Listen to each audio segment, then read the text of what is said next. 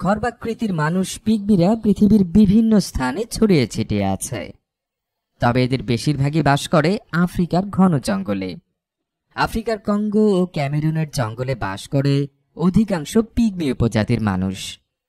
প্রায় 30-40 হাজার বিভিন্ন গোত্রের পিগমি মানুষ বাস করে কঙ্গোর জঙ্গলে। তবে আফ্রিকার বাইরেও দেখতে পাওয়া যায় এদের।